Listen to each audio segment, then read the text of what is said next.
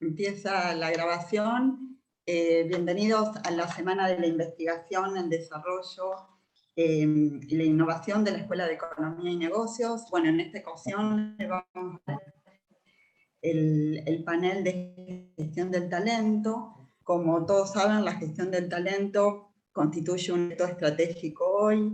La mayoría de las organizaciones, independientemente del tamaño, el sector de actividad o la nacionalidad, van a estar con múltiples desafíos vinculados con la gestión del talento o ya los están enfrentando. Así que bueno, tengo el placer de presentarles 3 ponencias que van a abordar hoy 3 aspectos claves de la gestión del talento, como son el desempeño, la definición y la organización del talento y su identificación. Bueno, me acompañan en esta ocasión, bienvenido a los miembros del panel, bueno, y al público también. Nos acompaña en primera instancia María Carmen de la Calle Durán. María Carmen es doctora en Economía y Empresa por la Universidad de Cádiz, licenciada en Ciencias Económicas y Empresariales de la Universidad de Sevilla, es profesora e investigadora de la Universidad Rey Juan Carlos de Madrid, en el área de organización de empresas, y desde el 2019 es directora académica y rectorado de ordenación académica y formación del profesorado de la Universidad Rey Juan Carlos. Bueno, María Carmen ha desarrollado múltiples en la Universidad de Texas, en la Carlos III de Madrid, y por supuesto tiene una vasta experiencia en investigación y en publicación en revistas internacionales. Así que bueno, bienvenida Carmen, nos va a acompañar con la ponencia, con la investigación, cómo identificar y localizar el talento para su desarrollo, los talent pools. Bueno, gracias, gracias nuevamente Carmen por acompañarnos y te doy la bienvenida y te paso el mando. Muchas gracias. Vamos a compartir la pantalla.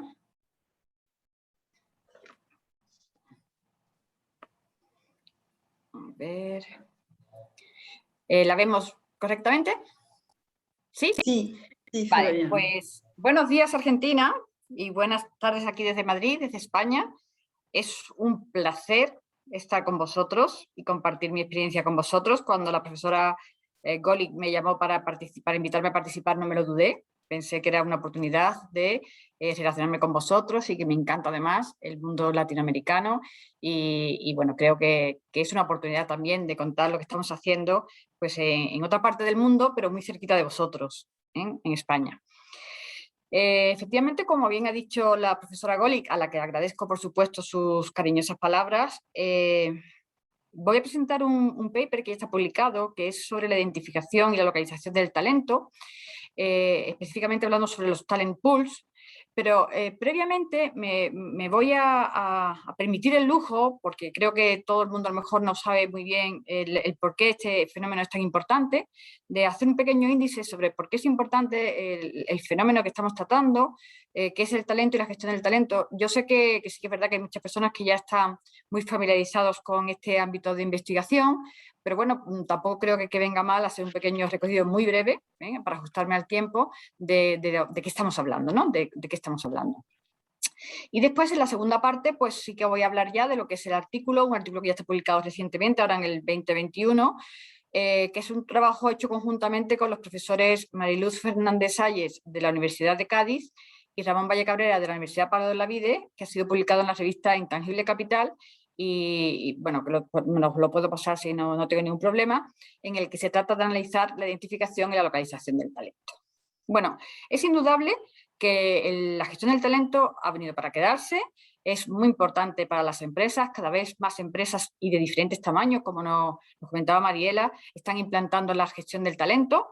Además, hay muchas consultoras que señalan la relevancia que la gestión del talento tiene para las empresas. Hay múltiples estudios, yo os he traído estos dos, uno de Deloitte y otro de la Boston Consulting Group, pero hay muchos de la importancia de la gestión del talento para las empresas.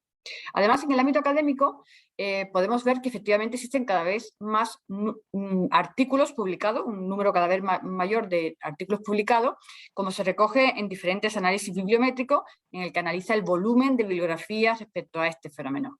Además, existen un gran número de revistas de impacto que han hecho números específicos de gestión del talento, lo cual nos da una referencia del empaque de esta disciplina, y existen muchos congresos especializados también en el área.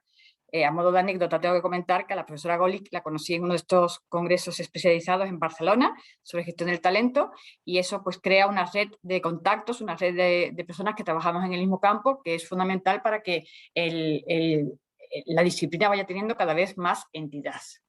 Bueno, está totalmente demostrado que el origen de la gestión del talento se lo debemos al informe de The War for Talent de McKinsey del año 97, pero durante todos estos años ha existido mucha controversia en el ámbito académico sobre qué es realmente el talento y cómo gestionarlo. De hecho, muchos académicos han discutido, se han planteado si no estamos hablando de una moda más en el ámbito de la gestión de los recursos humanos, si no es una nueva forma de renombrar a lo que se viene haciendo ya en la gestión de recursos humanos, que qué lo diferencia, y si no es, como dicen algunos autores, no deja de ser vino viejo en una nueva botella. Mi experiencia es que efectivamente la gestión del talento no es exactamente igual que la gestión de recursos humanos, vamos a ver las diferencias que existen entre ambos, pero para eso tienen que existir una serie de trabajos y de estudios y de marcos teóricos en los que esta disciplina adquiera una mayor madurez. Antes de continuar, quiero pediros disculpas porque algunas de las diapositivas que tengo a continuación vienen en inglés. En España tenemos un dicho muy popular que dice que todo lo que criticas se te cae encima, y yo en mis múltiples congresos y conferencias, cuando veía a algún ponente que usaba transparencias en inglés, decía, pero qué horror, ¿cómo puede pasar eso? Bueno, aquí en España estamos en el inicio del curso, venimos de un periodo vacacional y sinceramente pues es que no he tenido tiempo de poder adaptar todo a lo que realmente me gustaría, a la calidad que seguramente necesitaría. Por eso algunas de las transparencias que vamos a ver lamentablemente están en inglés. Bueno, a modo de base, ¿qué es el talento? Pues el talento es esa suma, según Jericó, de capacidades, compromiso, acción. Ulrich posteriormente nos dijo que no era una suma, era un efecto multiplicador, de forma que si alguna de estos tres factores era cero, efectivamente el talento era nulo. Después vinieron diferentes trabajos, entre ellos el de Cubeiro o el de González Cruz, en el que nos decía que el talento también estaba muy relacionado con el contexto, ¿vale? Una definición genérica que podemos utilizar del talento es que es esa combinación de capacidades, conocimientos y habilidades mezclado o unido con una serie de componentes afectivos como es el compromiso, la actitud, el liderazgo, la motivación. Pero el talento no solamente hay que tenerlo, sino que el talento hay que ponerlo a disposición de la empresa. Por lo tanto, los empleados que tienen talento tienen que demostrar elevados niveles de desempeño, tienen que demostrar que tienen potencial, que es susceptible de desarrollar en el futuro y, por tanto, que se puede adaptar al contexto en el que la empresa tiene que desarrollarse. Por lo tanto, teniendo en cuenta este concepto genérico de qué es el talento, vamos a tratar de ver con este trabajo cómo identificar y localizar el talento dentro de la organización. La gestión del talento, básicamente en la academia se reconocen 4 fases: la fase de atracción, de identificación, de desarrollo y de retención. Digamos que en este paper en concreto nos centramos en lo que es la identificación del talento para su desarrollo. Evidentemente, la atracción y la retención son también fases claves de la gestión del talento.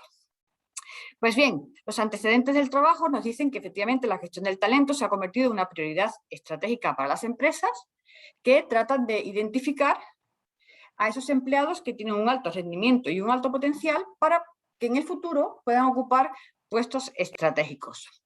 Podemos pensar que si esto es así desde el año 97 y se ha ido trabajando en este área, pues estuviéramos ante una disciplina que ya fuera sólida o consolidada. Sin embargo, no es así. Aún existen pocos estudios en la literatura que aborden el proceso de identificación del talento, que lo operativicen, es decir, cómo se hace dentro de las organizaciones. De hecho, no existen marcos teóricos en el que apoyar las investigaciones, o existen pocos, según nos dicen algunos estudios. Hay una falta de definición clara de lo que se considera talento y cómo identificarlo, y se demanda por parte de la academia mayores esfuerzos en sacar estudios que ayuden o apoyen a esta disciplina. Vistos estos antecedentes, nuestro objetivo era doble. Por un lado, analizar cómo identificar y localizar el talento en las organizaciones y proponer el enfoque configuracional como marco teórico en el que podamos agrupar el talento en diferentes configuraciones, lo que en el ámbito de la empresa se conoce como talent pool, de forma que esas configuraciones o talent pool nos va a permitir iniciar ese proceso de desarrollo del talento. Para poder hacer nuestro marco teórico, estuvimos estudiando el concepto del talento en base a 4 preguntas dicotómicas que hemos encontrado en la literatura. ¿El talento qué es? ¿Son las características de las personas o son las personas? ¿El talento son las personas o son los puestos? Ahora vamos a ir viendo cada una de estas preguntas y lo que la literatura nos decía con respecto al constructo talento. ¿El talento es innato o el talento se puede desarrollar? ¿El talento es una élite o el talento se puede encontrar en toda la organización? Con respecto a la primera pregunta, si el talento son características que hacen que una persona tenga talento o personas que tienen talento, si nos apoyamos en el trabajo de Gallardo y Gallardo de 2013, Eva Gallardo establece que existen 2 grandes enfoques. El enfoque objeto, en el que el talento son esas características que tienen las personas, entre las que se encuentran la capacidad, los conocimientos, las habilidades, el potencial, las competencias, el desempeño, etcétera, y que trabajos posteriores de Nietzsche y otros incluyen el interés, la motivación, etcétera. Pero hay un segundo enfoque en el que el talento se identifica con personas. Si el talento son las personas, a su vez podemos diferenciar entre un enfoque inclusivo, donde el talento se considera que está en toda la organización, todos los empleados de una empresa pueden ser su talento, o un enfoque exclusivo, en donde el talento son solamente aquellos empleados identificados como tal por su alto rendimiento y su alto potencial.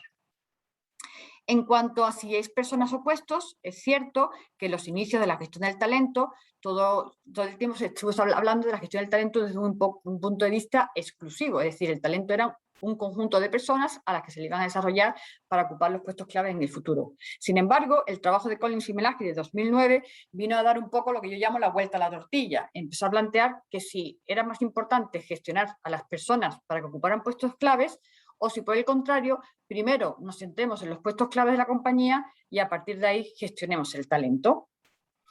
En cuanto a la pregunta de innato o desarrollado, el primer estudio que se planteó esta dicotomía fue el estudio de Slicer y Dowell del 2010, en el que nos decía que el talento eran esas habilidades individuales, tanto innatas como adquiridas, que la persona era capaz de hacer y contribuir a la organización. Luego fueron los primeros estudios en los que se hablaba de un talento que se podía desarrollar. En el trabajo de Meyers de 2013 se aporta un enfoque mucho más continuo de lo que es el talento, pasando desde lo que el talento es solo innato, que era un poco una corriente que existía, al talento tiene una parte innata y una parte que se puede desarrollar, a una tercera visión en la que el talento es un proceso de aprendizaje, es decir, que se puede aprender continuamente dentro de la organización si se desarrolla continuamente. Y en cuanto a la cuarta y última pregunta, para poder identificar el talento, nos planteamos si el talento está en una élite o en todos los empleados, y para ello encontramos 2 enfoques diferenciados. Uno, el enfoque inclusivo, en la línea del trabajo de Gallardo y Gallardo, en el que el talento son todos los empleados de la organización. En este caso nos resulta bastante difícil diferenciar lo que es la gestión del talento de una gestión estratégica de los recursos humanos, es decir, que no hay una diferenciación clave entre lo que es la gestión del talento y la gestión de los recursos humanos, y es en este enfoque en donde los autores se posicionan como que es una nueva forma de nombrar lo que ya se venía haciendo. Mientras que el enfoque exclusivo defiende que el talento es una élite dentro de la organización, es un conjunto de empleados que se agrupan en diferentes talent pool y que se han identificado previamente porque tienen un alto desempeño y un potencial futuro, y a ese grupo de talentos se le va a desarrollar una serie de prácticas o herramientas específicas para que en el futuro ocupen posiciones estratégicas. Bueno, la metodología que hemos seguido es la metodología de estudio de casos. La metodología de estudio de casos es recomendable cuando se quiere seguir profundizando en la teoría y llegar a una generación de teoría nueva para que el campo científico vaya adquiriendo una mayor solidez. Además, según Jin, es apropiado cuando se trata de responder a cómo, por qué, qué, y nosotros queremos saber cómo se identifica el talento dentro de las organizaciones, cómo se localiza ese talento. Y además, según Eisenhardt, es una metodología recomendada para investigaciones que son altamente innovadoras, como es el caso, ¿no? Estamos en un tema que realmente es reciente. ya hay poca investigación teórica todavía. Nosotros utilizamos 4 casos diferentes. El primero fue una empresa del sector hotelero. El segundo fue una empresa de software y servicios de comunicación, una gran compañía. El tercer caso, una empresa del sector de la navegación y del equipamiento aeroespacial. Y el cuarto es una empresa que opera en las infraestructuras y los servicios. Son 4 grandes multinacionales y el requisito es que las 4 operan en España y que las 4 habían implantado la gestión del talento. Tuvimos informantes claves en los 4 casos, tanto en el ámbito de la gestión de recursos humanos como específicamente de la gestión del talento, a los que le hicimos numerosos cuestionarios, entrevistas y, por supuesto, utilizamos muchísimas fuentes secundarias. Gracias a Dios tuvimos el acceso a mucha información relevante, a informes específicos de gestión del talento, de la implantación de la gestión del talento, y la verdad que tuvimos acceso a la observación directa y a complementar toda esa información que después analizamos con el WOS-Weaver. Bueno, yo creo que lo más importante es llegar un poco a la parte de resultado de discusión. En cuanto a la primera fase, la identificación y localización del talento, nuestras 4 preguntas, pues si empezamos con la primera de ellas, características o personas.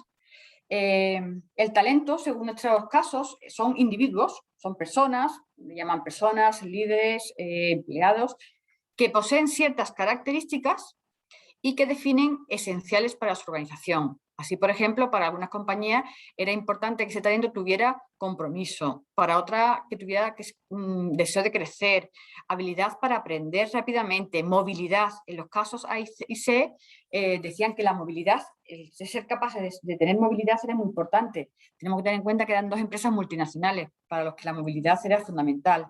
Potencial, habilidades.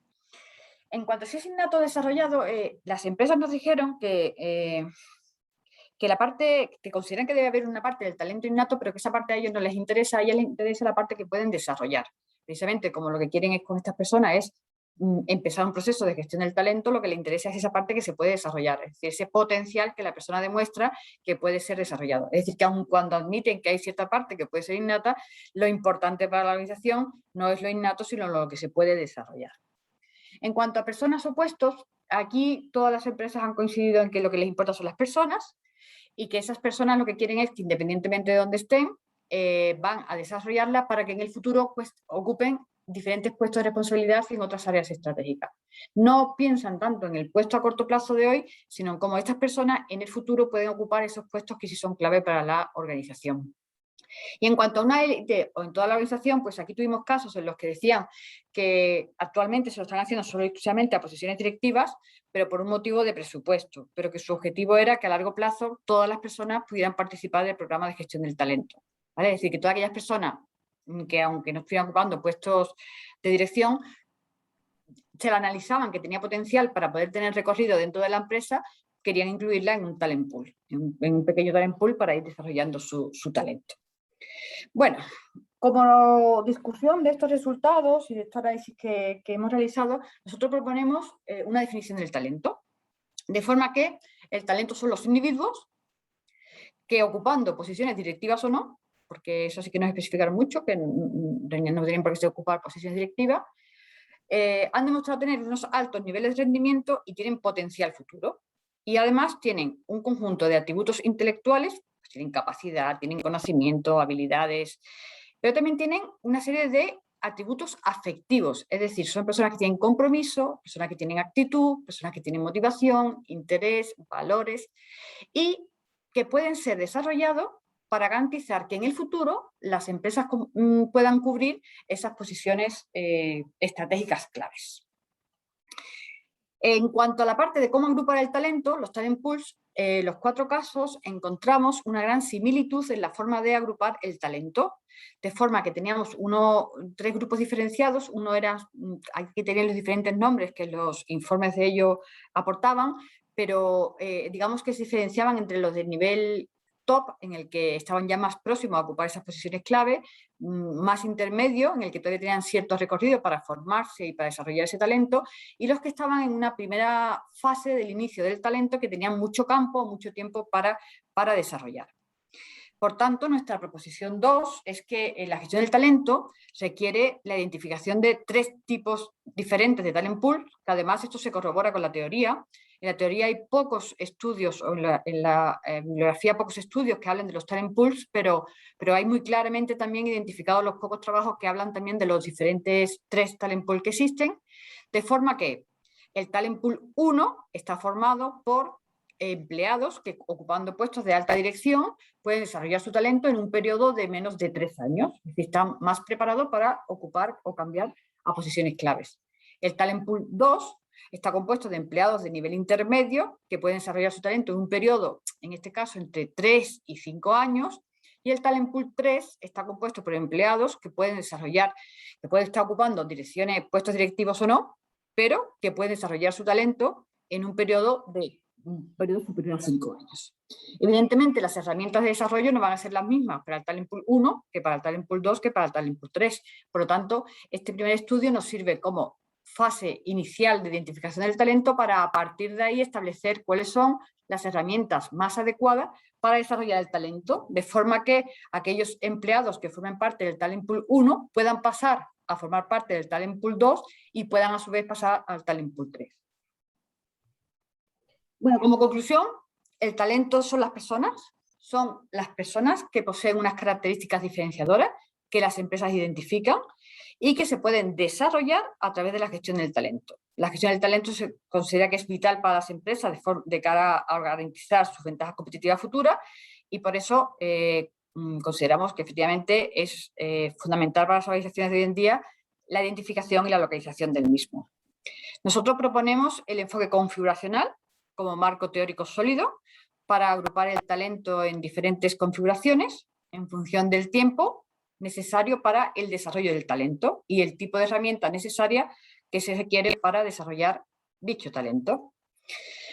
Contribuciones. Consideramos que tenemos contribuciones tanto académicas como directivas. En cuanto a académicas, pues creemos que es el primer trabajo que propone el enfoque configuracional como marco teórico para establecer la agrupación del talento y a partir de ahí es crear la famosa arquitectura del talento que se está reclamando tanto por la academia. Aportamos un estudio empírico que es muy reclamado también en un campo donde básicamente hay muchos estudios teóricos y sobre todo en el contexto español, en donde hasta el momento hay pocas investigaciones. Y en el campo de los directivos de las empresas, pues el hecho de diseñar los talent pools va a facilitar a las empresas esa gestión eficiente del talento, de forma que puedan hacer prácticas diferenciadas para diferentes colectivos del talento, diferentes talent pools, y además hacer esa gestión del talento eficiente va a permitir a las empresas reestructurar su conocimiento, de forma que los empleados pueden estar mucho más comprometidos a la hora de contribuir en el futuro competitivo y estratégico de la compañía. Pues yo creo que me he ajustado bien al tiempo. Aquí tenéis mis datos y por supuesto quedo a vuestra disposición para cualquier duda o sugerencia que queráis hacer. Creo entender que Mariela había dicho que las preguntas iban a ser al final, con lo cual aprovecho y desconecto, dejo de compartir para que el siguiente ponente pueda compartir su ponencia. Bueno, muchas gracias, Carmen. Excelente, muy clara la exposición. Y bueno, como mencionó Carmen, las preguntas las vamos a hacer todas juntas al final. Y ahora vamos a compartir la ponencia de Sebastián Gavini. Sebastián es licenciado en Psicología de la Universidad Argentina Interamericana, doctor en Psicología de la Universidad Nacional de La Plata, becario postdoctoral de la Universidad Nacional de Rosario CONICET, docente investigador de la Universidad Argentina de la Empresa y director del Centro de Altos Estudios en Ciencias Sociales de Rosario. Es coordinador de posgrado en Psicología Organizacional Positiva de la Fundación Universitas y Universidad de Nebrija y coordinador del área de desarrollo e investigación de la Fundación Trabajo Feliz. Como ven, se viene la felicidad en el trabajo también. Así que bueno, muchas gracias por acompañarnos y te invito a compartir la ponencia. Bien, ahí estoy compartiendo. Bueno, ya que estamos hablando de modas, podemos también incluir en la discusión a ver si la gestión de la felicidad o la gerencia de la felicidad es una moda también o viene para quedarse. Es el punto fuerte donde yo estoy trabajando hoy en día y bueno, Es un deleite. Antes de empezar con la ponencia, quería agradecer a la doctora de la calle Durán. Es un deleite escuchar tanto anclaje en la teoría, porque a veces es lo que nos falta, ¿sí? En estos espacios muchas veces estamos ajenos a los aspectos teóricos, y bueno, siempre que nosotros vamos a hacer una investigación no podemos de ninguna manera prescindir de la teoría. Entonces este buen anclaje a la teoría me sirve a mí también como para dar paso. Yo no voy a trabajar tan en profundidad lo que tiene que ver con el talento, pero sí me interesa traer un poco a cuenta qué es lo que podemos entender como talento, desde alguna de los posicionamientos. Como bien dijo la doctora anteriormente, hay muchos posicionamientos.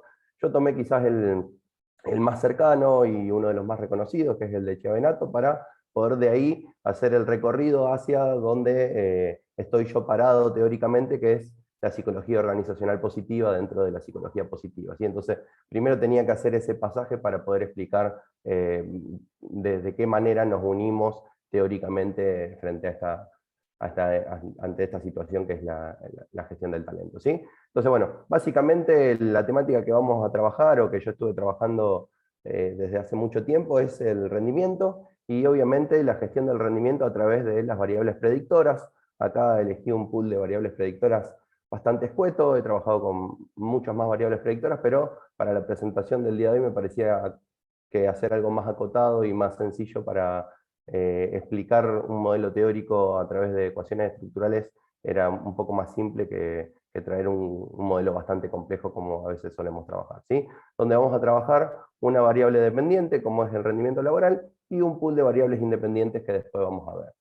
Entonces, como les decía anteriormente, mi intención primero es ver qué es lo que propone la teoría acerca de lo que es gestionar el talento y la diferencia con administrar recursos humanos. Algo marcaba la doctora anteriormente, pero me voy a posicionar específicamente en lo que dice el autor brasilero, que tiene que ver con un posicionamiento, me parece, más epistemológico, es decir, cómo entiendo a ese otro. Y en un primer lugar, vamos a ver que para la administración de recursos humanos se entiende a la persona como un objeto inerte, pasivo, controlable, es decir, como una cosa, ¿sí? Y que pasa a ser un recurso que tiene la organización.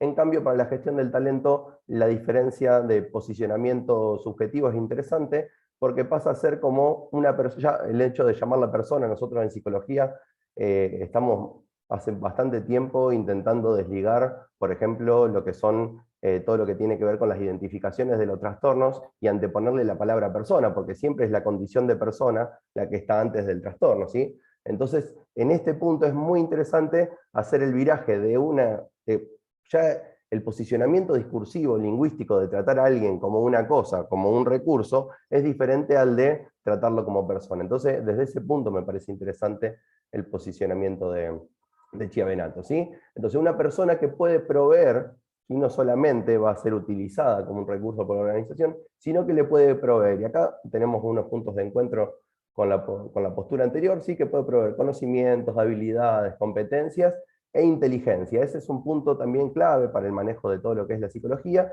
y nosotros nos centramos en la inteligencia emocional, que es un tipo particular de inteligencia, y ahí creo que también podemos empezar a discutir en las diferencias individuales, entre eso que la doctora marcaba anteriormente, entre lo innato y lo desarrollable. Bueno, nosotros desde la psicología hace bastante tiempo venimos proponiendo muchas teorías de la personalidad, y a mí la que más me interesa es esa que sostiene que hay una parte innata que tiene que ver con algunos rasgos que son más bien duros, que son difíciles de modificar, y hay algunos estados, ¿sí?, que nosotros denominamos estados emocionales, que pueden ser desarrollados, y a partir de ahí se puede gestionar, por ejemplo, el rendimiento, como vamos a ver a continuación, ¿sí?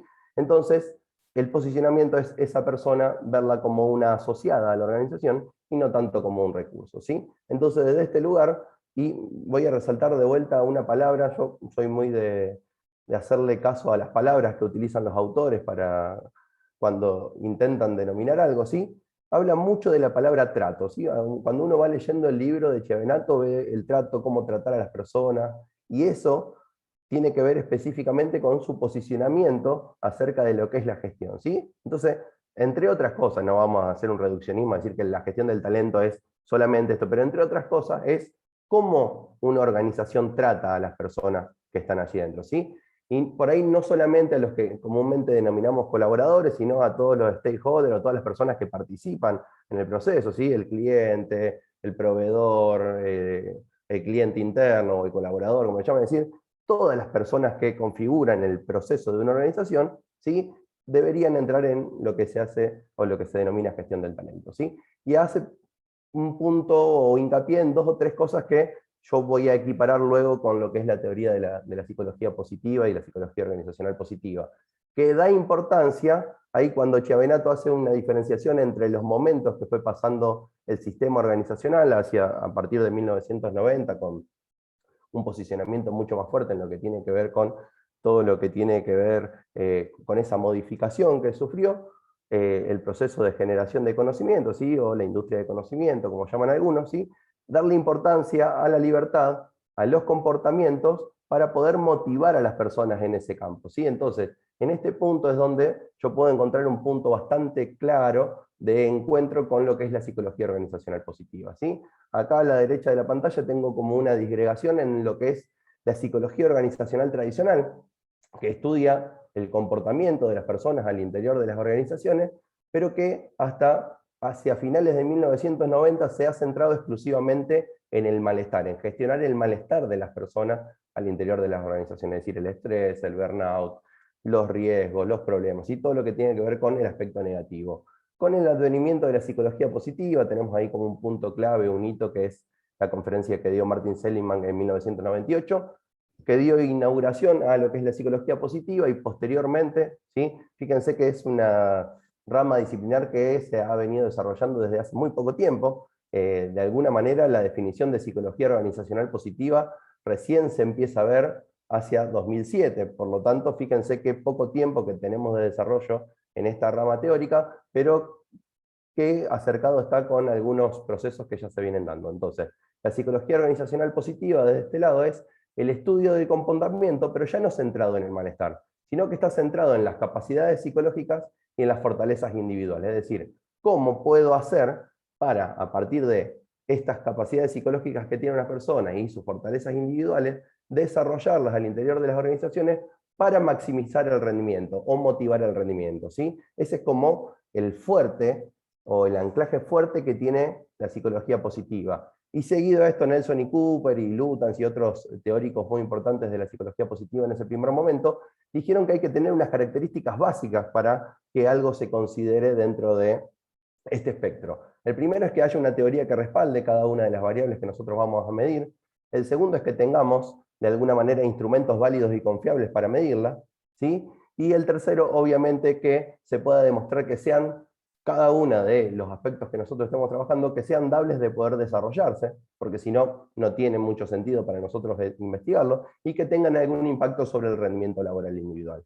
En este marco, sí, es que cuando vemos la importancia del rendimiento laboral individual para la psicología organizacional positiva, yo les quería traer una de las definiciones que a mí más me gustan, de hecho es la que yo trabajé en mi tesis doctoral para el rendimiento laboral, que es: el rendimiento es un conjunto de conductas, ¿sí? Entonces está muy cerca de lo que proponía Chiavenato en su momento, ¿sí? Un conjunto de conductas que son relevantes para las metas organizacionales y que están bajo el control del individuo. Entonces, ahí hay algunas cosas que son importantes, son conductas conscientes, son conductas que tienen que llevar de alguna manera las metas de las organizaciones, y acá el hecho de hablar de conductas nos diferencia, ¿sí? O nos permite diferenciarlo de lo que comúnmente se llama productividad o eficacia, que son el resultado de las conductas, ¿sí? Es decir, una empresa va a ser más productiva en tanto las conductas de los colaboradores sean mayores, es decir, cuando mayor sea su rendimiento laboral.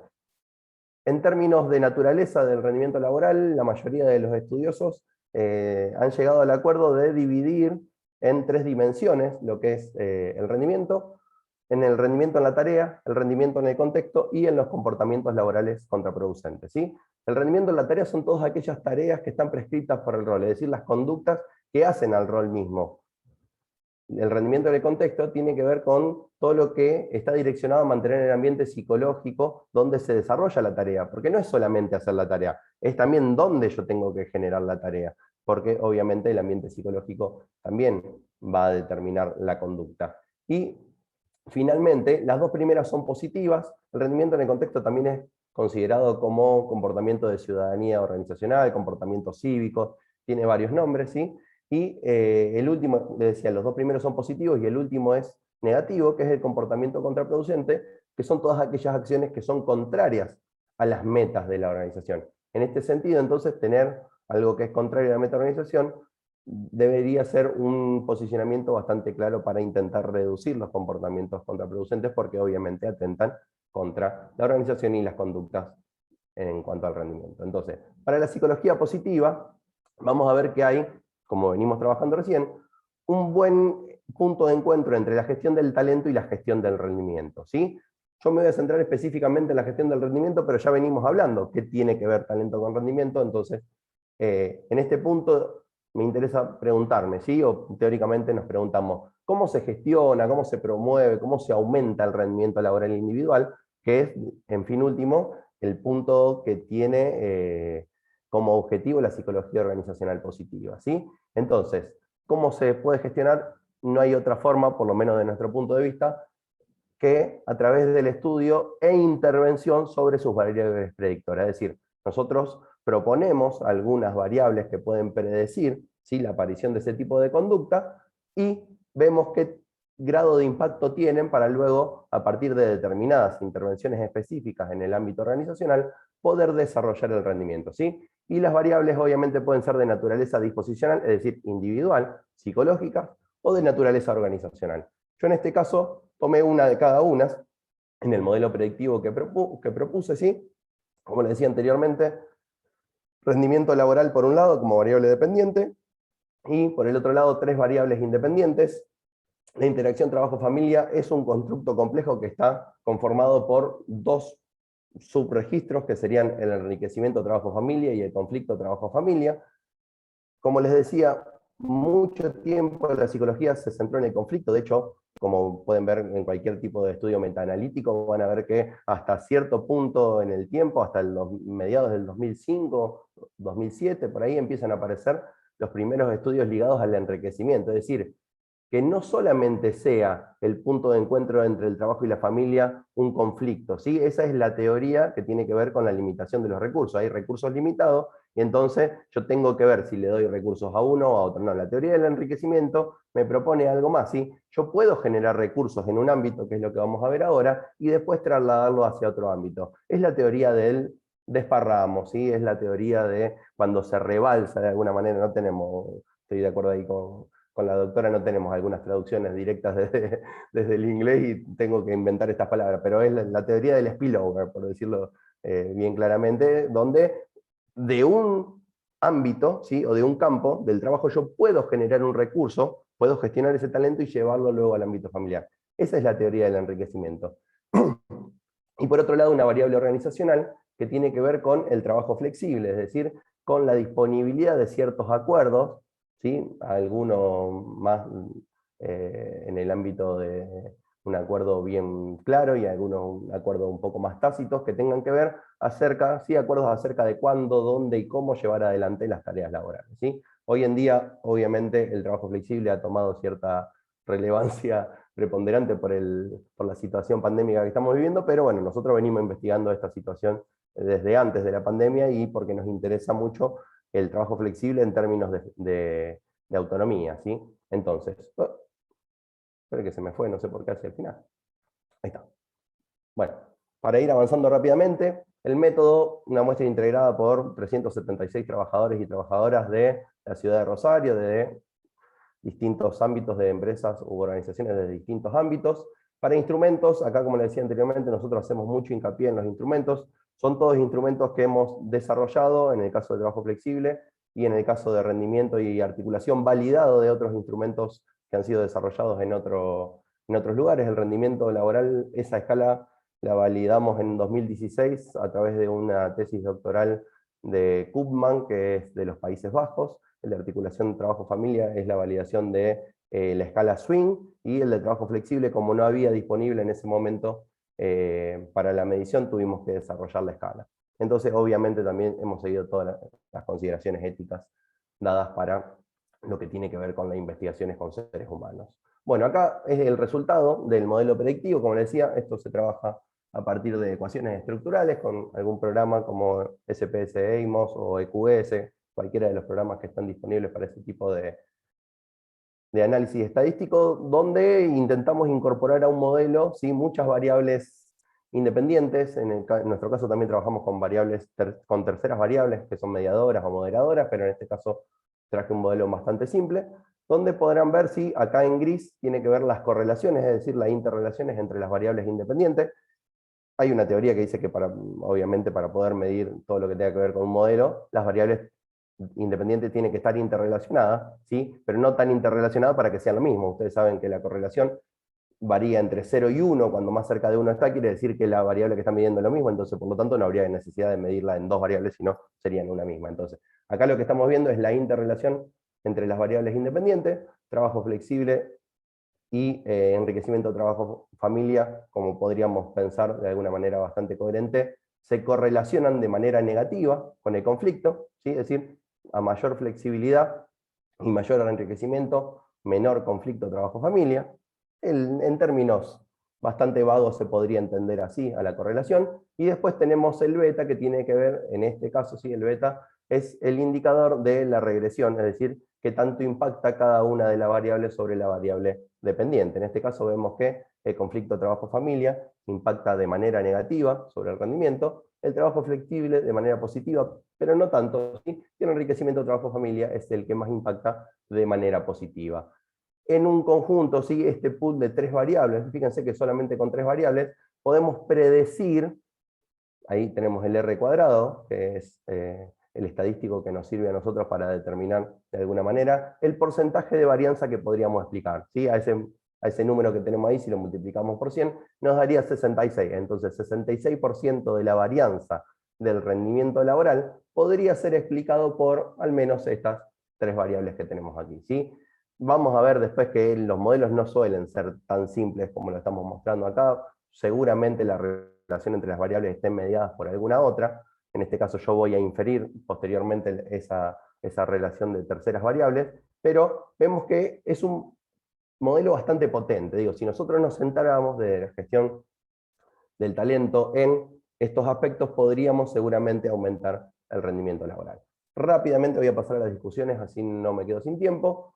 En lo que hace a el impacto del conflicto y el enriquecimiento trabajo-familia sobre el rendimiento, podemos traer a cuenta la teoría de la ampliación y la construcción de las emociones de Barbara Fredrickson, donde nos dice que las emociones positivas tienden a estrechar el repertorio de pensamiento-acción. Es decir, cuando surge una emoción negativa, es cuando nosotros de alguna manera contestamos, ¿sí?, o actuamos de la manera más primitiva, cuando tenemos temor, cuando tenemos ira, ¿sí? Es decir, actuamos instintivamente y eso hace que el repertorio de acción se limite. Ahora bien, cuando aparecen las emociones positivas, aumenta el repertorio de pensamiento-acción, ¿sí?, y nos permite un pool bastante más importante de cuestiones, es decir, generamos estados emocionales positivos, incrementan los recursos, posibilita, lo que decíamos anteriormente, el derrame de recursos entre un lugar a otro, ¿sí?, y amplifica la capacidad de acción, es decir, la creatividad. Fíjense la gran diferencia que tenemos, y también, bueno, Barbara Fredrickson dice que se arma una especie de espiral positiva donde cuando uno genera recursos va a reintroyectar dentro de esa misma espiral la generación de mayores recursos. Entonces se genera una espiral positiva de creación de recursos ascendentes. Lo importante es que uno puede generar recursos tanto en el trabajo como en la familia y después modificarlos a través de la teoría de la posibilidad del derrame, ¿sí? En cuanto a la relación entre el trabajo flexible y el rendimiento laboral, lo podemos entender en dos aspectos, básicamente. Desde la teoría del intercambio social, que nos dice que los trabajadores intercambian su compromiso, acá podríamos estar hablando que el compromiso puede ser la variable que medie la relación entre ambas, ¿sí? Intercambian el compromiso con la organización por el apoyo del empleador, lo cual el apoyo del empleador muchas veces se traduce en políticas amigables como el trabajo flexible, ¿sí? Y después el rol de la autonomía, que lo podemos emparentar mucho a lo que decía Chiavenato con ese rol de libertad, ¿sí? Tiene que ver con el grado de autonomía, que también mejora la percepción sobre la organización e impacta sobre la satisfacción. Es decir, de alguna manera el poder dar cuenta tanto de las demandas laborales como familiares, que me posibilita el trabajo flexible, o las demandas sociales, aumentaría de alguna manera la satisfacción y esto impactaría en un segundo momento sobre el rendimiento. En cuanto a las implicancias para la gestión del talento, que es más o menos lo que nos importa, ¿sí? Podemos decir que en dos aspectos tenemos algo para decir de lo que hemos podido lograr con nuestra investigación. Los resultados obtenidos podrían ser una ventaja para las áreas de gestión que busquen incrementar el rendimiento, ¿sí? ¿Cuáles podrían ser los puntos de apoyo? Bueno, la promoción de una cultura organizacional positiva, ¿sí? Que valore las emociones positivas de las personas, el establecimiento de políticas de control sobre el tiempo y lugar, es decir, dónde, cuándo y cómo llevar a cabo las tareas laborales, no es más que la autonomía, ¿sí? El fomento de estilos de supervisión que apoyen los beneficios familiares, liderazgo transformacional, liderazgo redárquico, cualquier estilo de liderazgo que salga de la jerarquía que venimos acostumbrados, ¿sí? Garantizar un acceso equitativo, obviamente, no sirve de nada establecer políticas y que solo acceda un grupo selecto dentro de la organización, porque eso disminuiría la visión de justicia organizacional que tienen los colaboradores. Brindar oportunidades de entrenamiento y crecimiento, es decir, desarrollo personal y profesional, ¿sí? Este conjunto de políticas podríamos traducirlas en beneficios duales, tanto para la organización como para la persona. La organización se podría beneficiar con reducción de tardanzas, ausencias y comportamientos contraproducentes, a la vez que aumentaría la posibilidad del logro de metas, es decir, la productividad. Y a la persona se aminorarían las tensiones psicológicas, el cansancio emocional y el estrés laboral, y si esto fuera cronificado del burnout, obviamente, y también incrementaría los niveles de bienestar subjetivo, ¿sí? Así que muchas gracias, creo que me he pasado solamente un minuto por lo que tengo a cuenta. No. Agradezco al espacio. Bueno, muchas gracias, Sebastián. No estuvo perfecto el respeto del tiempo, muy interesante el aporte, y aparte me parece que es un área que va a tener mucho desarrollo, ya lo tuvo durante la pandemia, el hecho de que si uno de los aspectos más valorados es justamente que Recursos Humanos acompañe en la parte emocional a las personas. Y es uno de los motivos de retención para quedarse post pandemia o cuando la pandemia afloje un poco. Así que bueno, voy a seguir. Mariela, te pregunto si querés que yo te presente a vos, ya que ahora es tu turno. Puedo hacer una presentación de hay Mariela. Algunas personas que ya me conocen y otras que no. Sí, por supuesto, bueno, pero hago como minutos, una presentación muy formal, escueta, sí, bueno, para los que no conocen a Mariela, ella es PhD en Administración de Empresas con orientación en Recursos Humanos en la Universidad de París I, Panthéon-Sorbonne, en Francia, donde también tiene un máster en Administración de Empresas en la Universidad de Versalles.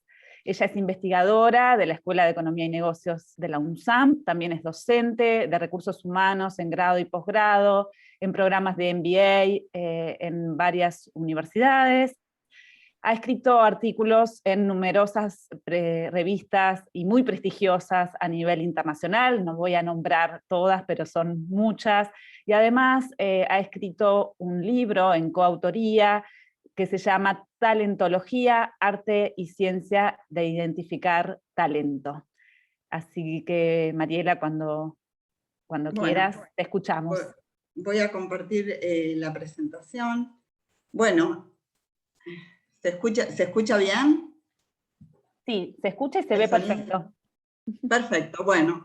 Gracias a Dios que Carmen inició y ya me abrió la brecha con un montón de interrogantes y mencionó justamente el gap de mi línea de investigación, porque hace muchos años vengo investigando en gestión del talento y una de las líneas principales es justamente qué hacen los identificadores al interior de las organizaciones. Bueno, en esta ocasión voy a compartir una investigación que hicimos conjuntamente con María Rita Blanco, que abordamos qué hacen efectivamente al interior de las organizaciones aquellos que identifican talento de manera efectiva. Bueno, la agenda que les propongo, mi presentación va a seguir un esquema clásico de una presentación de investigación, y voy a empezar rápidamente. Y voy a hablar brevemente de esto porque ya Carmen mencionó muchos aspectos. Bueno, la identificación es un proceso clave de la gestión del talento, ya que permite construir y desarrollar y constituir un pool de talentos, como mencionó Carmen. Es decir, pool viene del inglés, aunque no nos guste el inglés, esto como un grupo, una pileta de donde agrupo a mis talentosos, que permite a la organización hacer frente a los desafíos del contexto. Es decir, ¿qué es lo que busco con la identificación? Determinar aquellos individuos capaces no solo de ofrecer un desempeño concreto, continuado en el tiempo, como mencionó Sebastián, sino también de desplegar potencial para garantizar en un futuro, en otros roles, mantener la ventaja competitiva de la organización. Cuando hablamos de estos altos potenciales o talentos, mencionamos un grupo de individuos que posee un conjunto de características que hacen suponer que van a ser efectivos en roles de mayor complejidad en el futuro. Es decir, muchas veces asociados a niveles más altos de la jerarquía o simplemente roles que están repartidos en toda la estructura organizacional, pero que son más complejos. ¿Qué muestra el potencial? Muestra el límite superior de la trayectoria que puede alcanzar una persona en el tiempo. Toda la literatura nos dice que el potencial idealmente debiera ser evaluado a través de múltiples herramientas y múltiples fuentes, porque al tener información proveniente de múltiples fuentes, la información va a ser obviamente más objetiva, pero independientemente de que luego utilice una variedad de herramientas, las herramientas más utilizadas a nivel internacional y también en Argentina, nosotros lo pudimos comprobar en otras investigaciones, sigue siendo la gestión del desempeño y la nominación por parte de los jefes de línea.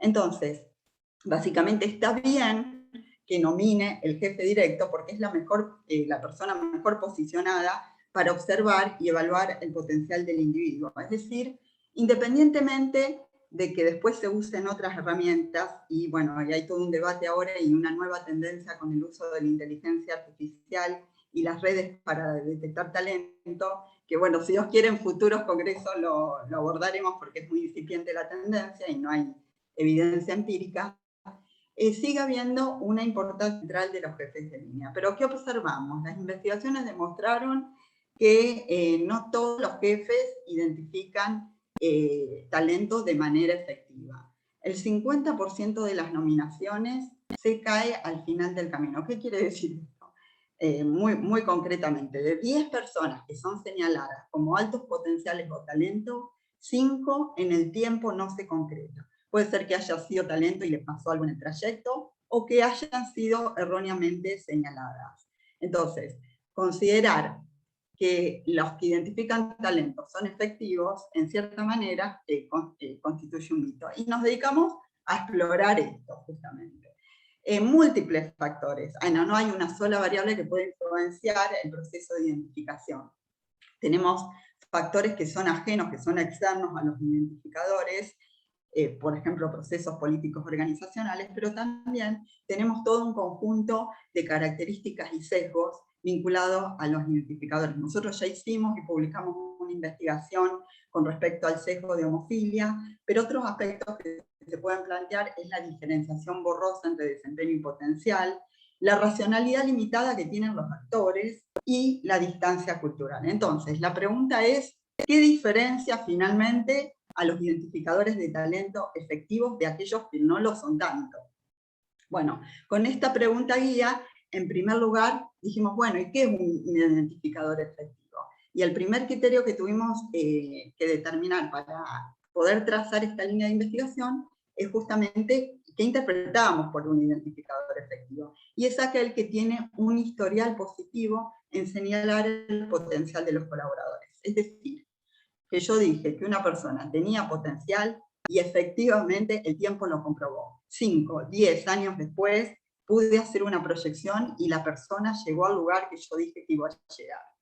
Entonces, la mayoría de los estudios, y acá está el gap que muy bien señaló Carmen y que nosotros lo venimos trabajando hace un tiempo, no ayudan a comprender este proceso de identificación que se da al interior de las organizaciones. Entonces, el objetivo en concreto de esta investigación era explorar y tener más profunda del proceso por el cual los líderes identifican talento, y en segundo lugar, evaluar empíricamente un modelo de identificación, del proceso de identificación al interior de las organizaciones por parte de la línea, que nosotros elaboramos y publicamos en el año 2018, y que lo denominamos TIP, Talent Identification Process. Bueno, entonces, examinamos y evaluamos este proceso de identificación tal como lo conciben y lo perciben los distintos identificadores. La pregunta guía era qué diferencia aquellos que lo hacen efectivamente de aquellos que no lo hacen del todo bien. Como marco teórico, dadas las características de la temática, nos apoyamos en la cognición social, en la teoría de la cognición social, que concibe al talento desde su percepción. ¿Qué queremos decir con esto? Que la identificación del talento, en primer lugar, es el resultado de una interacción permanente entre el evaluador y el evaluado, por tanto, es una actividad subjetiva. Y por otro lado, que ya aquellos que me han escuchado hablar otra vez dirán, bueno, de nuevo repite lo mismo, sí, repito lo mismo.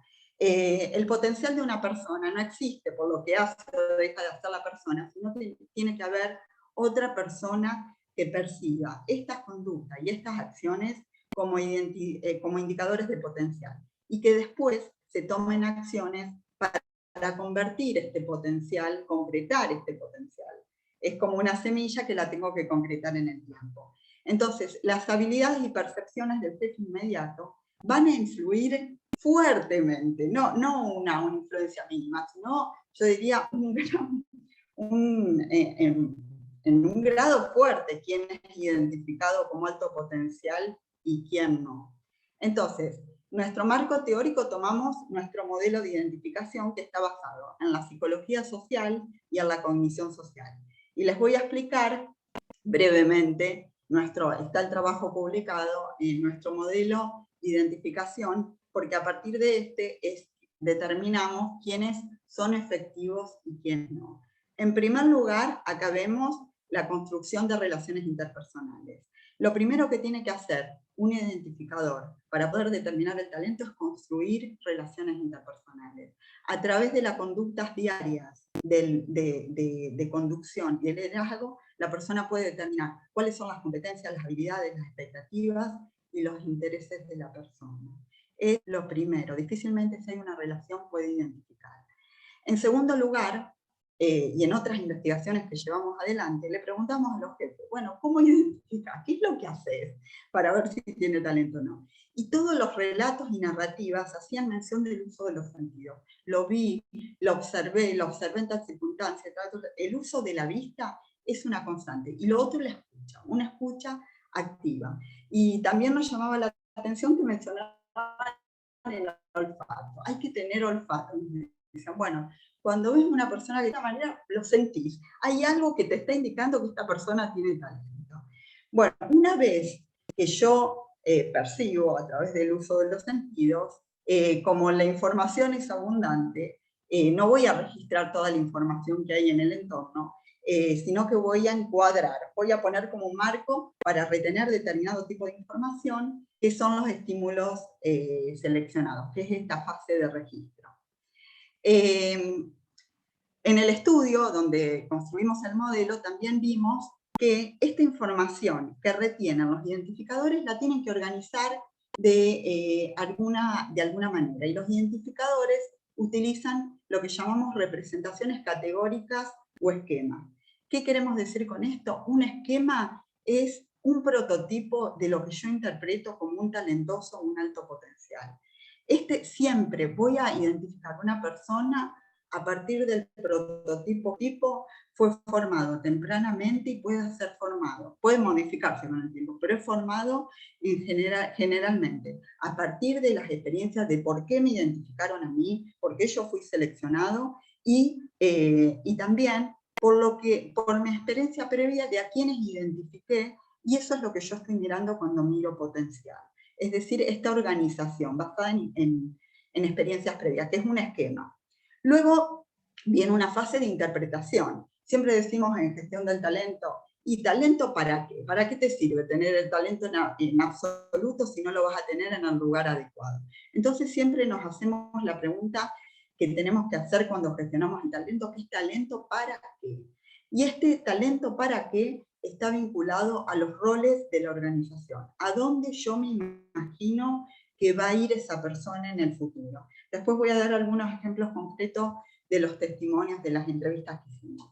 Y luego va a venir, es decir, una vez que yo señalé a una persona como talentoso o que tiene potencial, tengo que confirmar este potencial, tengo que desarrollar esto que se llama desafíos de desarrollo, donde yo le agrando la cancha, le pongo la pelota más lejos para ver si efectivamente ese incipiente potencial que yo dije que la persona tenía se puede desarrollar en el tiempo. Y por último, que lo agregamos a partir de las entrevistas, es el apoyo de desarrollo.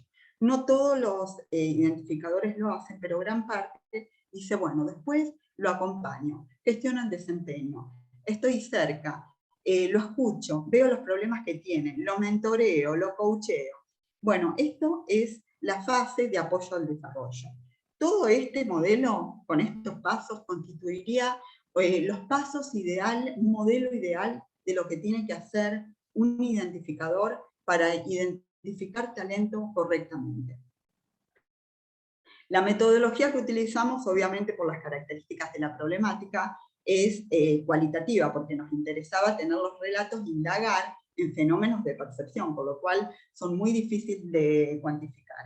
Utilizamos entrevistas semidirectivas y entrevistamos a 20 jefes de una multinacional argentina, en muchos países, pero lo interesante fue cómo construimos la muestra.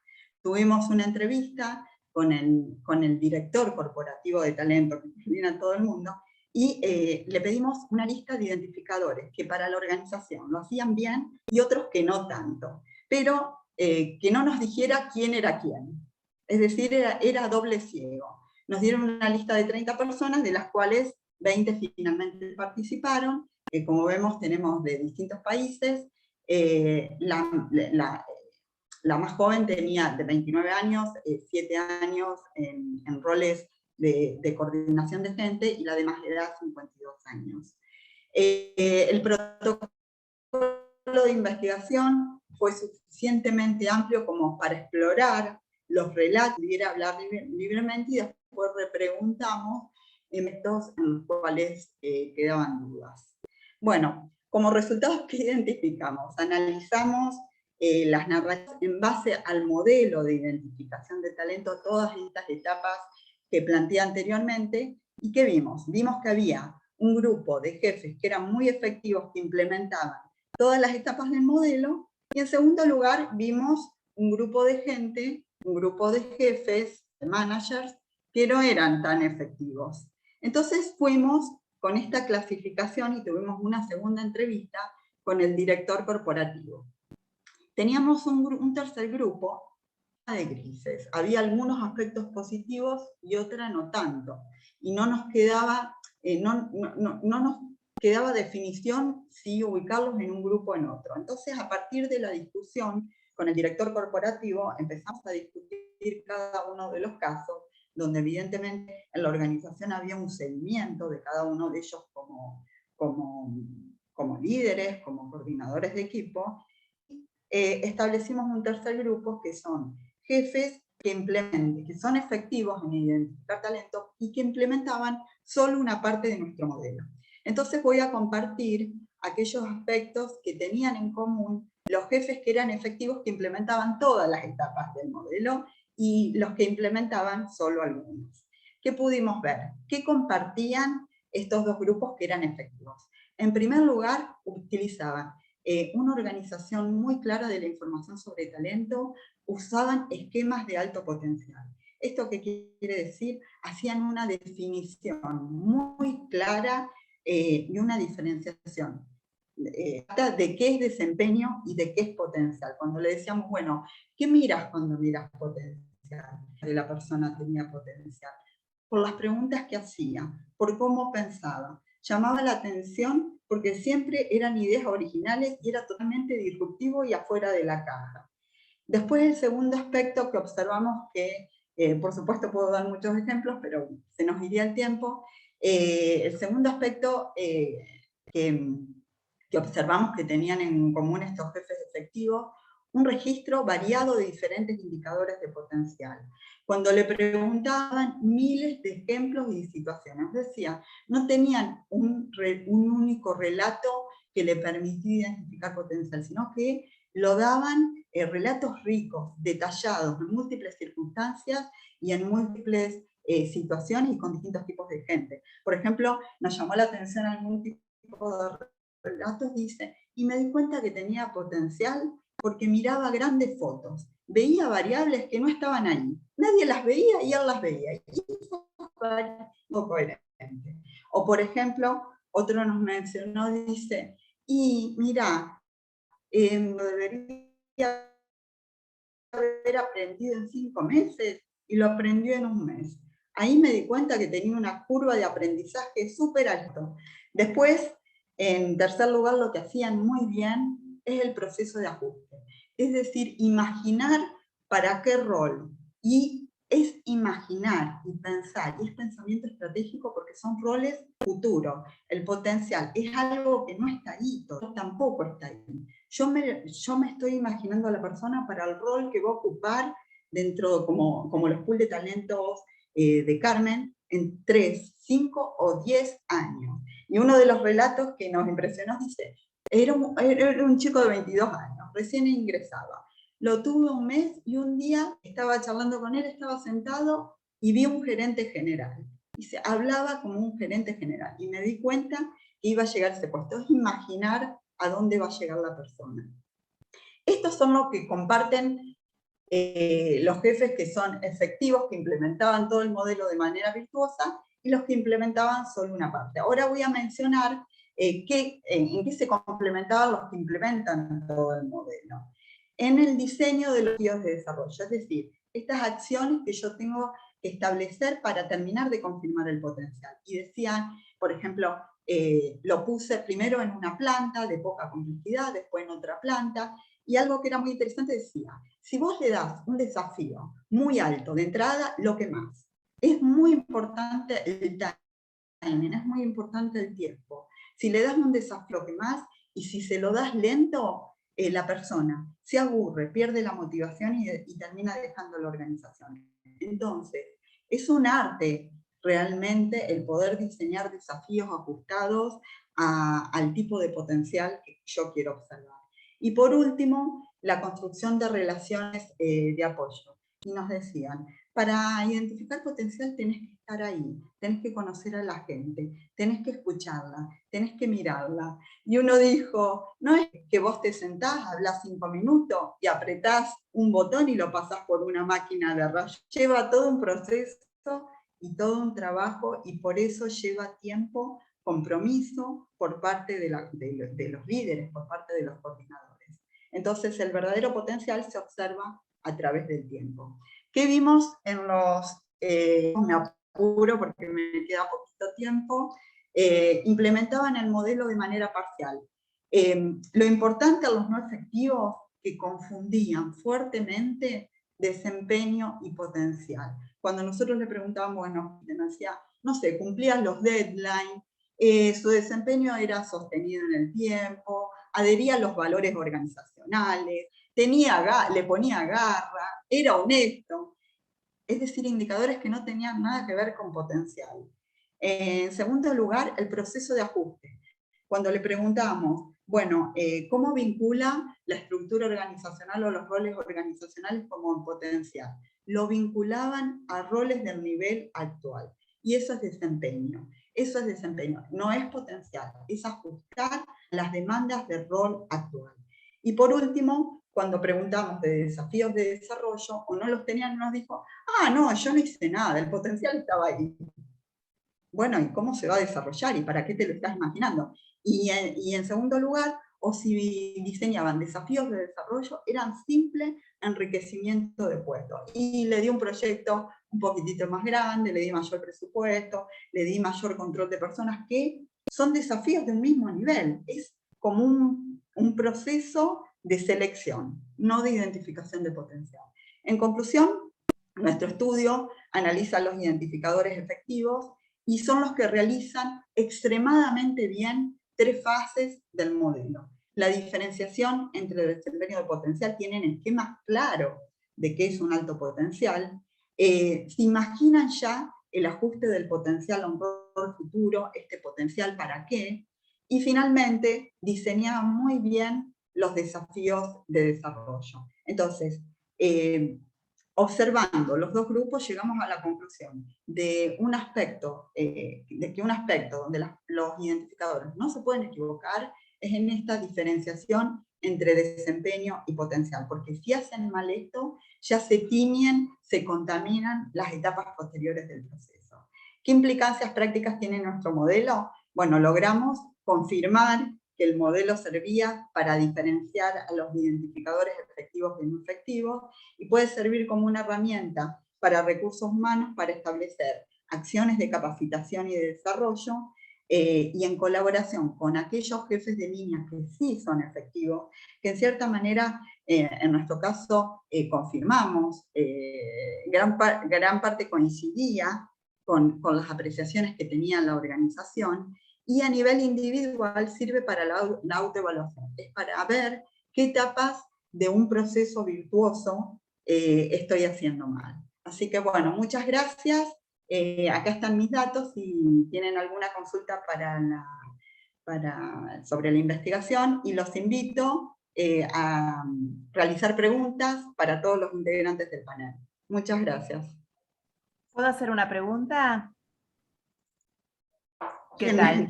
Aquí estoy, Luciana Escarpula. ¿Qué tal? Hola, Luciana. ¿Cómo encantada. estás? ¿A quién le querés hacer una pregunta? Ponencia. A Sebastián y a vos, porque estoy empezando a trabajar mi tesis de maestría y va a venir por el lado de potencial, diferentes modelos de evaluación de potencial y rendimiento laboral. Quería saber si la tesis doctoral de Sebastián está publicada para poder leerla.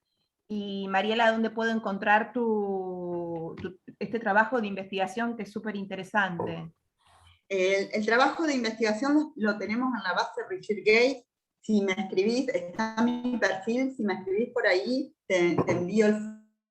Y por otro lado, bueno, está el libro, en el libro que decía, voy a trabajar los modelos de potencial, como talentología. mencionó Carmen, hay poca literatura en castellano. Sí. ¿Cómo? El libro Talentología, ¿no? Sí, sí. Ahí tenés desarrollado un capítulo entero de modelos de potencial académicos. Sí. Perfecto. Gracias, Bueno, Mariela.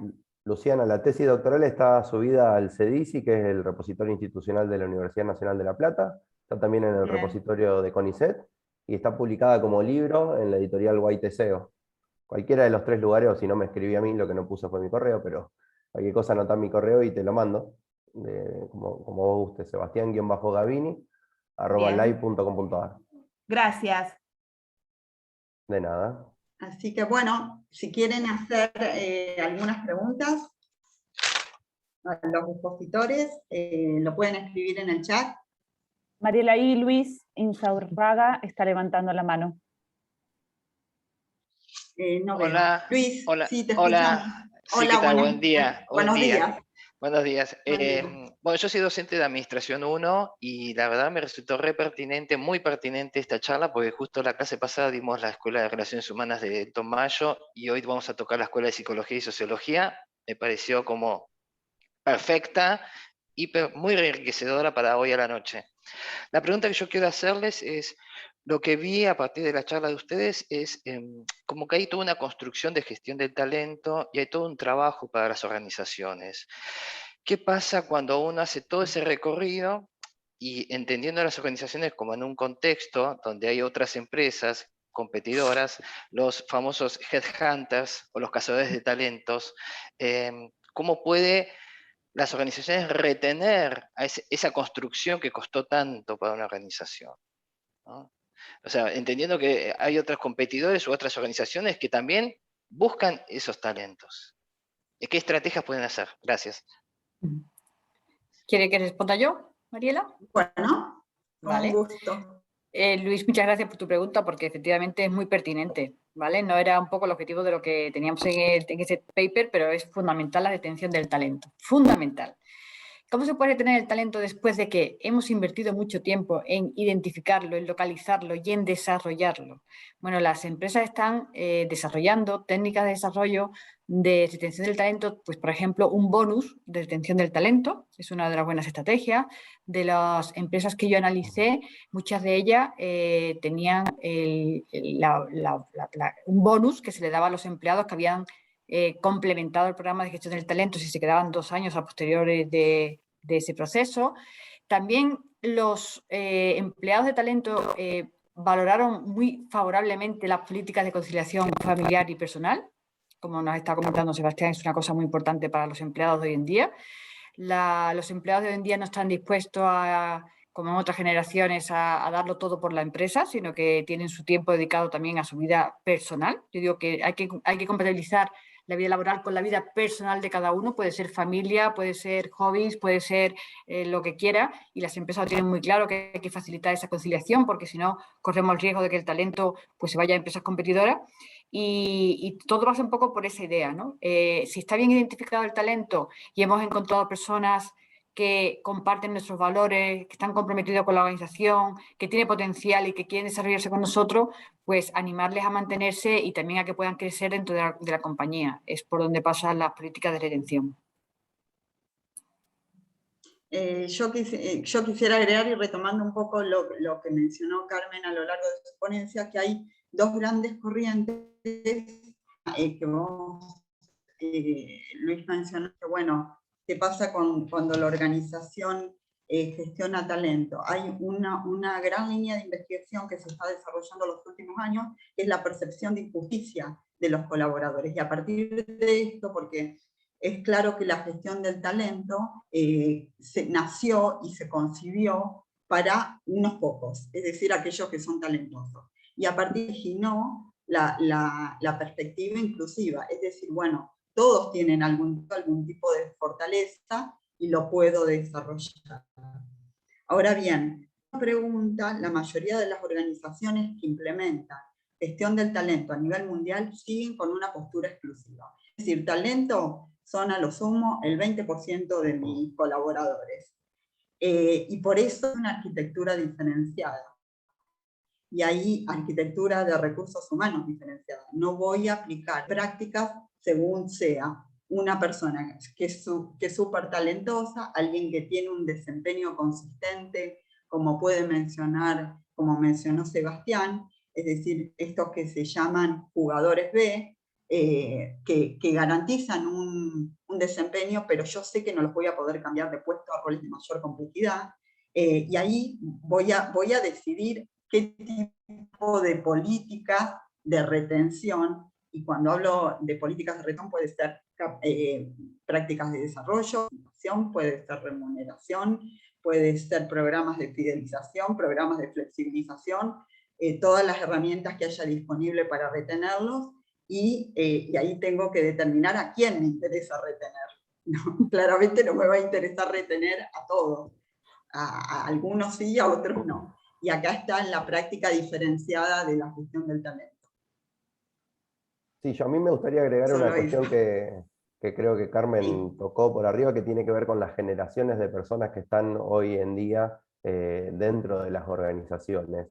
Y la idiosincrasia que ellos tienen y la perspectiva acerca de lo que es el éxito dentro del trabajo. Yo en el último tiempo también estuve trabajando el éxito subjetivo, y si una persona tiene dentro de su concepción de éxito, que no es escalar dentro de una misma organización, por ahí la retención del talento va a ser obsoleta, porque la persona dentro de su misma forma de concebir el éxito es pasar hacia otras organizaciones con otros desafíos. Entonces la retención del talento también tiene que ser, me parece, bastante ajustada a los tiempos y a las idiosincrasias de las nuevas generaciones.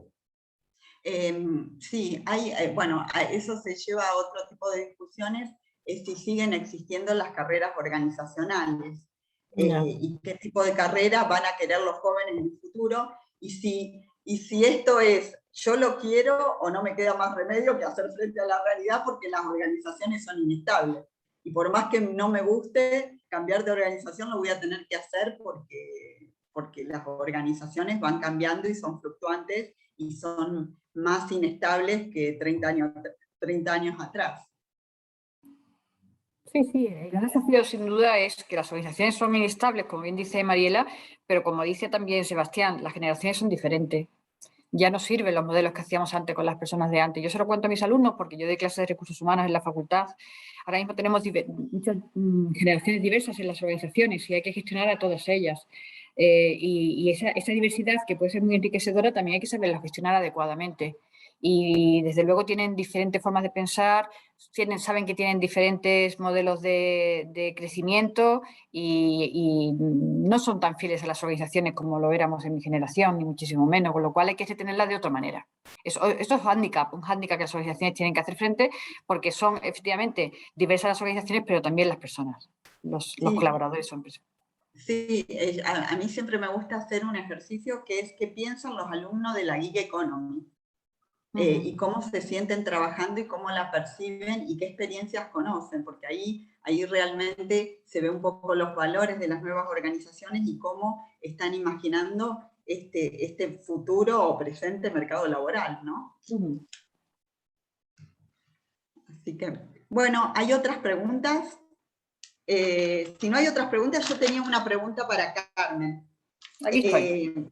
Bueno, Carmen, en el último tiempo se viene discutiendo mucho la influencia cultural de la cultura país en la gestión del talento. Vos tomaste como uno de los parámetros de análisis el inclusivo-exclusivo. ¿Ves alguna tendencia clara en España hacia una postura inclusiva o exclusiva? Las principales organizaciones empezaron con un modelo exclusivo, sí, muy exclusivo, pero lo han ido amplificando, con la idea de llegar a ser inclusivo 100%. Yo no sé si va a poder ser inclusivo 100%, porque como tú bien dices, esto cuesta muchísimo dinero, y al final las organizaciones son empresas que tienen que sacar rentabilidad de lo que hacen, pero sí que se ha ido ampliando el número de personas a las que se le hace la gestión del talento, precisamente en la búsqueda de ese talento que se te puede perder si se excluye exclusivamente a lo que son ámbitos de dirección, por ejemplo, como se estaba haciendo al principio. Pero también es verdad que las empresas tienen un presupuesto y tienen que apostar por los que realmente le van a suponer un talento más inmediato, ¿vale? Es decir, que normalmente las herramientas se están aplicando mucho más a aquellos que tienen ese recorrido mucho más a corto plazo para ocupar los puestos clave, puesto que, como bien habéis dicho, las empresas están cambiando muy rápidamente y entonces apuestan mucho más por esa rapidez de gestionar el talento más en el corto plazo casi que en el medio y largo plazo, porque el contexto en el que se mueven es muy dinámico, es muy cambiante, las empresas tienen que hacer frente a ese contexto en el que se encuentran. Entonces, pues se está apostando, pues, digamos que más cortoplacista que a largo plazo, lo cual puede ser un error, pero es la realidad, ¿no? Y esto de la pandemia ha venido justamente a potenciar todo eso, ¿no? Vamos a intentar sacar el negocio a corto plazo, aunque evidentemente no podemos perder de vista la organización a largo plazo. Claro, sí, justamente me parece que eso es uno de los grandes desafíos de la gestión del talento, conciliar el corto con el largo plazo. Con el largo plazo, sí. Así que bueno, y tenía una pregunta para Sebastián. Sebastián, en tu modelo, cuando tomaron la muestra, ¿tuvieron en cuenta la edad de las personas que contestaban y la estructura familiar? Porque la verdad que hoy en día se ven tantos tipos de estructuras familiares que afectarían de manera distinta esta vinculación entre enriquecimiento y conflicto, ¿no? Bueno, Mariela, sí, primero antes, sobre la pregunta que le hiciste a Carmen, quería decirte que hay un antecedente acá en Argentina de Alicia Omar, que investigó el impacto de la cultura nacional sobre la cultura organizacional. Ella hace la diferenciación entre individualismo, colectivismo a nivel de cultura nacional, y después lo baja a las prácticas organizacionales desde el modelo de Hofstede. Es bastante interesante pensarlo desde ese lugar, cómo impacta la cultura nacional en la cultura organizacional, y ella lo toma también como punto de ejemplo de algunas organizaciones, como por ejemplo en su momento creo que era Telefónica, que venía de España hacia Argentina, y cómo la modificación de la cultura nacional donde estaban alojadas en un primer momento a donde iban a trasladarse, tiene un impacto obviamente en la cultura luego de la organización. Eso sobre el punto anterior es un antecedente que puede ser interesante. No es específicamente sobre gestión del talento, pero al tomar cultura como prácticas organizacionales diarias puede llegar a tener algo ahí de punto de encuentro. En cuanto a tu pregunta, nosotros sí tomamos obviamente algunas cuestiones, algunos datos sociodemográficos e hicimos algunos análisis de varianza, a ver si había variabilidad entre distintos grupos, pero la mayoría de los grupos no nos dieron. Lo que sí preguntamos en su momento es si tenían personas a cargo y obviamente la edad y de diversas cuestiones. Pero ninguno, en los modelos más complejos, ninguno de estas variaciones, después hicimos modificaciones a ver si había variación para la contemplación del modelo, es decir, si teníamos que contemplar modelos distintos para distintos grupos de personas, pero nos dio, la investigación nos dio que este complejo era bastante amplio y podía predecir en amplios. Obviamente después a las diferencias individuales uno va a entender que no es lo mismo la posibilidad de conciliar el trabajo y la familia, un grupo familiar que tiene ¿sí? quizás monoparental con 5 o 6 hijos, que en un grupo familiar donde se tiene un solo hijo o ningún hijo, sí, o son 2 personas. Entonces, obviamente hay muchas variaciones individuales que no tuvimos en cuenta al nivel descriptivo, pero sí a nivel de modelo intentamos ver si había variaciones en cuanto a los datos y no nos dio ningún tipo de variación. ¿Y ves algún tipo, en las prácticas, ves algún tipo de cambio en esta flexibilidad según la persona sea talento o no? Es decir, ofrecerle más o menos trabajo flexible según se pueda considerar a la persona talento o no. Y ahí vamos a entrar seguramente en un problema entre lo equitativo y lo inequitativo en cuanto a, bueno, por qué y cómo medí que este es talento, como algo de lo que ustedes están diciendo, cómo medí que este es talento para ofrecerle más acuerdos o más beneficios. ¿Cuál yo quiero ver? Si yo estuviera en el lado de los no beneficiados, seguramente me interesaría ver cómo determinaron que el otro era talentoso y no yo, para darle más beneficio. Entonces, esto es toda una discusión. Sí. Es toda una discusión, efectivamente. En ese punto, yo estoy parado desde la vereda de la equitatividad, ¿sí? Porque si no, siempre está, ¿y por qué al otro no y a mí sí? ¿O por qué al otro sí y a mí no? Entonces, cuando uno establece, obviamente no se puede, pero cuando uno establece políticas equitativas para todos y todas las personas dentro de la organización, me parece que es un poco más clara. Después, cada organización tiene su configuración. Sí, reglas de juego claras, más que muchas veces es difícil al interior de las organizaciones ser equitativo cuando hay muchas variables en conflicto, pero ser claro. Sebastián, sí, yo te quiero compartir una frase claras. de unos directores del talento de unas compañías de lo que yo hice el estudio de caso, que decía: se acabó el café para todos. Es decir, ya, o sea, hay que gestionar a todo el mundo tiene que tener un mínimo, pero ya se acabó el café para todos. Es decir, vamos a apostar por aquellos que apuestan por nosotros, si te sirve como reflexión. Y te iba a decir también, Mariela, que antes lo comenté, que efectivamente el contexto es fundamental y la cultura es parte fundamental del contexto. Luego, una vez más, otro de los requisitos en lo que se tiene que dar una buena o eficiente gestión del talento es en el contexto en el que estamos trabajando, que puede ser mucho, desde el tipo de empresa, el tipo de países en los que opera y la propiedad, etcétera. O sea, que es complejo, que es muy complejo todo esto de lo que estamos hablando. Pero yo creo, Sebastián, que las empresas lo tienen claro, es decir, que hay que gestionar bien a todo su personal, evidentemente, pero que el talento es aquella persona que apuesta por la organización, que quiere crecer y desarrollarse, que va a ocupar los puestos claves y yo lo voy a cuidar, mimar de una manera específica para que se quede con nosotros. Y como nos preguntaba Luis cuáles son las medidas de retención, pues primero es una buena identificación, que para eso nos ha explicado bien Mariela cómo identificar bien el talento, y aparte de que sea bien identificado, que esta persona quiera crecer y desarrollarse con la compañía, y para eso es muy importante compartir los valores. Una vez más, el contexto, la cultura, todo eso son aspectos fundamentales y esenciales para la gestión del talento. Sí, yo ahí tomaba la palabra equitativo, diferenciándolo de igualdad, ¿sí? Para mí equitativo es diferente de igual, y yo lo relaciono mucho más a la justicia, yo soy aristotélico ahí, dar a cada uno lo que se merece, ¿sí? Entonces, en ese tipo de justicia me parece que nos podemos estar de acuerdo los tres. Y lo de la conciliación de la vida personal y laboral, fundamental, o sea, fundamental. El que tú puedas ser capaz de gestionar tu momento y que tú te dediques a tu empresa 100%, pero también a tu vida, eso es algo fundamental para las nuevas generaciones. Y por lo tanto el talento o lo cuidas de esa manera o lo vas a perder. Así que, bueno, creo que ya estamos en tiempo. Si alguien quiere hacer alguna pregunta más chiquita, corta, es ahora. Si no, terminamos. Bueno. Yo felicitar a ambos por la presentación, que me ha encantado ambas. O sea, os voy a seguir en ResearchGate y os voy a buscar porque me han parecido súper interesantes y que, bueno, también me tenéis aquí para lo que necesitéis en la Universidad de Juan Carlos. Encantada de participar en cualquier otro evento de este tipo o de lo que queráis. Bueno, muchas gracias. Ya te había agradecido antes por tu presentación, pero muchas gracias también por la disponibilidad.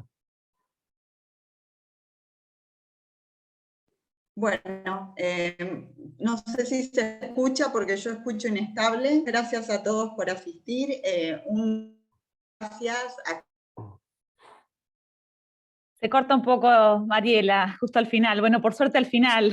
Muchas gracias, Mariela Golic, por la organización del panel. Gracias a Carmen, a Sebastián, a todos las y los participantes. Y nos encontramos a las 3 en el panel sobre tecnologías abiertas. Muchísimas gracias. Mari, ¿estás ahí? Se te cortó justo. Bueno, pero pudiste hacer todo.